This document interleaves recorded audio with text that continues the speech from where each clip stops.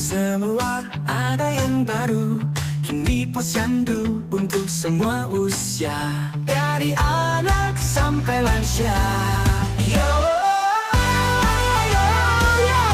Kita posyandu, dari yang anak sampai lansia. Dengan layanan primer, semua usia kesehatan terlayani. Aku mama dan papa, paman dan tante, oma dan opa. Dicek kesehatan di posyandu dengan standar IAP. Aku dapat imunisasi, mama dan papa masuk ke screening, oma dan opa diobati, kakak dan teman-teman ditensi.